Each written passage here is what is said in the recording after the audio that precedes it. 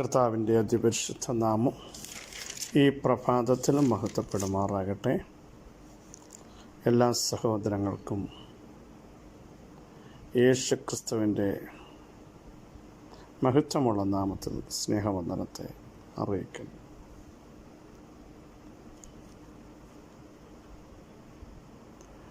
ദൈവത്തിൻ്റെ മഹത്വമുള്ള ഭുജം എല്ലാ ദിവസവും നമ്മളുടെ കൂടെ ഉണ്ടാകും. അത് വ്യക്തമായിട്ട് നമ്മളൊന്ന് തിരിച്ചറിഞ്ഞെങ്കിൽ മരുഭൂമി യാത്രയിൽ വരുന്ന സകല ഭയങ്ങളെയും കീഴ്പ്പെടുത്താൻ, സംഘർഷങ്ങളെ ഇല്ലാതാക്കാൻ അതിന് കഴിയും. കാരണം ദൈവത്തിൻ്റെ ഭുജം എൻ്റെ കൂടെയുണ്ട് എന്ന് വിശ്വസിക്കാൻ തയ്യാറാകുമെങ്കിൽ ഭയങ്കരമായൊരു ധൈര്യം നമ്മുടെ അകത്ത് ഈ പകൽ വിശ്വസിച്ചുകൊണ്ട് ദൈവത്തിന് സ്തോത്രം ചെയ്യണം. കർത്താവേ, അങ്ങയുടെ ഭുജം എൻ്റെ മേലൊന്ന് വെളിപ്പെടുത്തി എന്നെ ഒന്ന് ആദരിക്കണമേ. അങ്ങയുടെ ശബ്ദം എല്ലാ ദിവസവും എന്നെ ഒന്ന് കേൾപ്പിക്കണമേ എന്ന് പ്രാർത്ഥിക്കാൻ തയ്യാറാകുമ്പോൾ ദൈവം തൻ്റെ നീട്ടിയ ഭുജം അനുകൂലമായി നമുക്ക് വേണ്ടി വെളിപ്പെടുത്തും. നാം ദൈവമായിട്ട് സംസാരിക്കാൻ തയ്യാറാവണം. ദൈവത്തിൻ്റെ മുഖം അന്വേഷിപ്പാൻ തയ്യാറാവണം. ദൈവത്തിൻ്റെ ശബ്ദമനുസരിച്ച് അവിടുത്തെ ആജ്ഞ അനുസരിക്കുന്ന വീരന്മാരായി തീരുവാൻ നമ്മളെ തന്നെ ഏൽപ്പിക്കുമെങ്കിൽ ഒരു ശത്രുവിനും നമ്മളെ തോൽപ്പിക്കാൻ കഴിയാതെ വന്നു. ദൈവത്തിൻ്റെ മഹത്വമുള്ള ഭുജം നമുക്ക് അനുകൂലമായി വെളിപ്പെട്ടു വരും എന്നുള്ളതിന് സംശയമില്ല. ഈ പകലിലും നമുക്ക് കർത്താവേ, അങ്ങയുടെ മുഖം എൻ്റെ മേലൊന്ന് പ്രകാശിപ്പിക്കണമേ. ദൈവത്തിൻ്റെ മുഖം അന്വേഷിപ്പിൻ എന്ന് നിങ്ങളിൽ നിന്ന് കൽപ്പന വന്നു എന്ന തിരുവെഴുത്ത് നമ്മളെ പഠിപ്പിക്കുന്നു. അപ്പോൾ ദൈവത്തിൻ്റെ മുഖം നിരന്തരം അന്വേഷിക്കാൻ ഒരു ദൈവം ഇതിൽ തയ്യാറാവണം. മനുഷ്യമായി പല മുഖങ്ങളും നമ്മൾ അന്വേഷിക്കുമ്പോൾ, പല മുഖത്തേക്ക് നോക്കുമ്പോൾ നമുക്ക് പരാജയം സംഭവിച്ചിട്ടുണ്ട്. അതുകൊണ്ടാണ് ദാവീദ് അനുഭവത്തിൽ നിന്ന് പറയുന്നത്, കർത്താവിങ്കലേക്ക് നോക്കിയവർ പ്രകാശിതരായി, അവരുടെ മുഖം ലജ്ജിച്ചു പോയില്ല. സ്തോത്രം. എത്രയോ തവണ മറ്റുള്ളിടത്തേക്ക് നമ്മൾ മുഖം ഉയർത്തി നോക്കിയിട്ടുണ്ട്, സഹായം ലഭിക്കുമെന്ന് ചിന്തിച്ച് അവിടെയൊക്കെ പരാജയം വന്നപ്പോഴും ദൈവമുഖത്തേക്ക് ദാവീദൊക്കെ പറയുന്നത്, ഞാൻ എൻ്റെ കണ്ണ് പർവ്വതങ്ങളിലേക്ക് ഉയർത്തും. സഹായം വരുന്ന പർവ്വതം ഉയരത്തിലുണ്ട്. അപ്പോൾ എന്നെ സഹായിക്കുകയും എന്നെ ശക്തീകരിക്കുകയും അനുഭവങ്ങൾ ഒത്തിരിയുള്ള ഭക്തനാണ് ദാവീദ്. കരയാൻ ബലം നഷ്ടപ്പെട്ട ബലമില്ലാതെ ആവോളം കരയേണ്ടി വന്നപ്പോഴും ദൈവമുമ്പാകെ മുട്ടുകുത്തി, കർത്താവേ, ഞാൻ എന്താണ് സ്റ്റെപ്പ് എടുക്കേണ്ടത് എന്ന് ചോദിച്ച, ദൈവത്തിങ്കിൽ നിന്ന് ആലോചന പ്രാപിച്ച മുൻപോട്ട് വന്ന ഒരു വ്യക്തിത്വമാണ് ദാവീദ്. അതുകൊണ്ട് താൻ അനുഭവത്തിൽ നിന്നാണ് ഓരോ കാര്യങ്ങളും പറയുന്നത്. ദൈവത്തിൻ്റെ മുൻപാകെ മുഖമുയർത്തിയപ്പോൾ തൻ്റെ സകല പരാജയങ്ങളും വിജയമായി മാറി. ചെന്നിടത്തൊക്കെ ദൈവം ജയം നൽകി. തന്നെ ദൈവം ആദരിച്ചു, സഹായിച്ചു, ശക്തീകരിച്ചു. ദൈവത്തിൻ്റെ ബലം തനിക്ക് വേണ്ടി കൽപ്പിച്ചാക്കിയ സമയങ്ങൾ, നേർക്കുനേരെ ആക്രമണം വന്നപ്പോഴും ശത്രുവിൻ്റെ മുമ്പിൽ ചെന്ന് പെട്ടപ്പോഴും അവിടുന്നൊക്കെയും ദൈവത്തിൻ്റെ വാഗ്ദത്തമുള്ളവനെ, ദൈവം കണ്ടവനെ, അഭിഷേക തൈലം വീഴേണ്ടവനെ കണ്ടെത്തി. അവിടെ 89 സങ്കീർത്തനം, ഞാൻ നിന്നെ കണ്ടെത്തി അഭിഷേകം ചെയ്തിരിക്കുന്നു. അങ്ങനെ കണ്ടെത്തപ്പെട്ട ദാവീദിനെ തകർക്കാൻ ഒരു ഗോല്യാത്തിനും ഒരു ശൗലിനും സാധ്യമല്ലെന്നൂടെ ഈ പകൽ വ്യക്തമായി മനസ്സിലാക്കുവാൻ ദൈവമക്കൾ തയ്യാറാവണം. സ്തോത്രം. എത്ര പേർക്ക് ഇന്ന് പകൽ പറയാൻ കഴിയും, കർത്താവ് എന്നെ കണ്ടെത്തി അഭിഷേകം ചെയ്തതാണ്, കൂട്ടുകാരുണ്ടായിരുന്നു, വീട്ടുകാരും നാട്ടുകാരുടെയും നടുവിൽ എന്നെ വിളിച്ച് വേർതിരിച്ച് കർത്താവിൻ്റെ കൃപയുടെ കൂട്ടവകാശികളാക്കി തീർത്ത ആ ദൈവസ്നേഹത്തിനായി ഞാൻ ദൈവത്തിന് നന്ദി പറയുന്നു എന്ന് നമുക്കിന്ന് പകൽ പറയാൻ കഴിയുമോ? പുറപ്പാട് പുസ്തകം 19-ാം അധ്യായം അതിൻ്റെ 9-ാമത്തെ വാക്യം. യഹോവ മോശയോട്, ഞാൻ നിന്നോട് സംസാരിക്കുമ്പോൾ ജനം കേൾക്കേണ്ടതിനും നിന്നെ എന്നേക്കും വിശ്വസിക്കേണ്ടതിനും ഞാനിതാ മേഘതമസ്സിൽ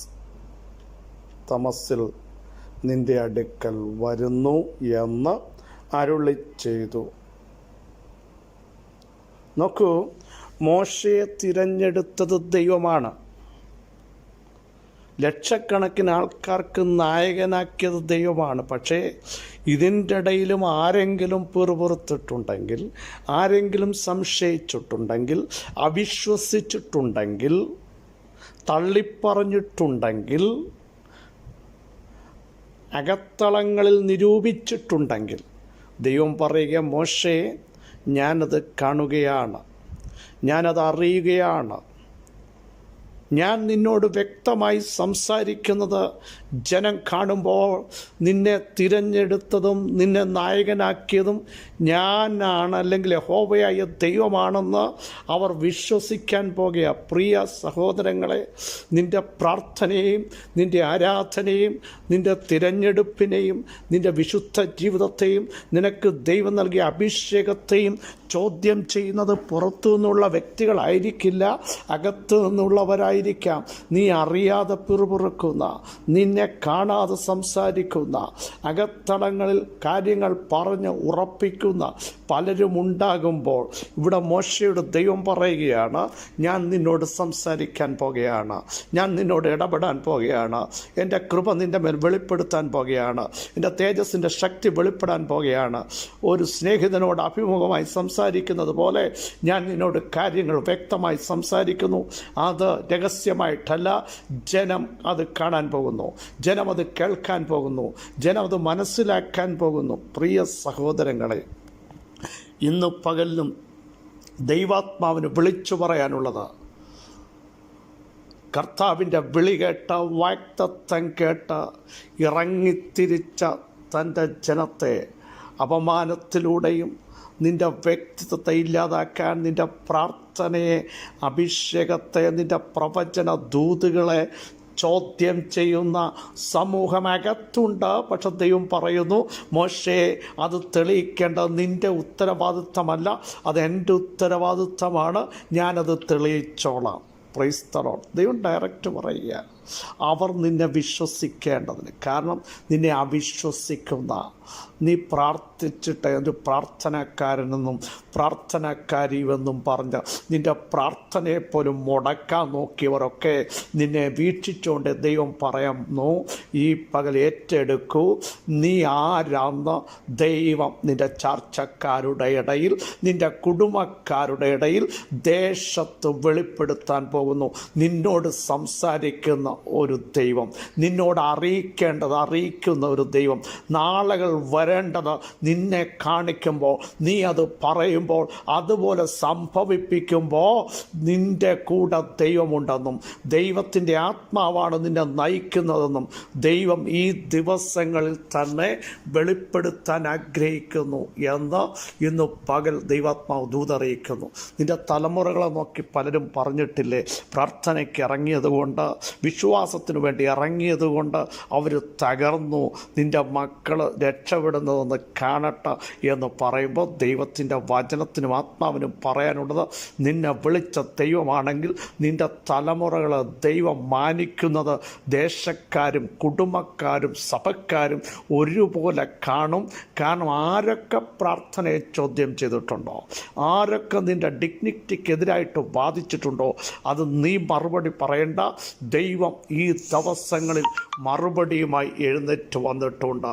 നിൻ്റെ ശരീരത്തിനെതിരെ, നിൻ്റെ കുടുംബജീവിതത്തിനെതിരെ, തലമുറകൾക്കെതിരെ, അഭിഷേകത്തിനെതിരെ ആരൊക്കെ കുറ്റം പറഞ്ഞു അവരുടെ മുമ്പിൽ തന്നെ ചിലർ വായ് പൊത്തക്ക രീതിയിൽ ദൈവത്തിൻ്റെ ആത്മാവിൻ്റെ ഇടപെടലുകൾ നീ പ്രാർത്ഥിച്ചോളൂ, നീ ആത്മാവിൽ ആരാധിച്ചോളൂ, നീ വിശ്വാസത്തിന് വേണ്ടി ശക്തിയോടെ നിന്നോളൂ. സഹോദരങ്ങളെ, ദൈവം നിങ്ങളെ ഇന്ന് പകൽ ഉത്തരിക്കുന്ന, പണിയുന്ന, തുറക്കുന്ന, ശക്തീകരിക്കുന്ന, ബലം കൽപ്പിക്കുന്ന, ആത്മാവിൽ നിങ്ങളുടെ നാവിനെ അധികാരപ്പെടുത്തുന്ന, നിങ്ങളുടെ പ്രാർത്ഥനയിൽ ദൈവത്തിൻ്റെ ശക്തി വെളിപ്പെടുന്ന, നിങ്ങൾ പ്രാർത്ഥിക്കുമ്പോൾ ചില അടയാളങ്ങൾ വെളിപ്പെടാൻ പോകുന്നു. വിശ്വസിച്ചേറ്റെടുക്കാമോ?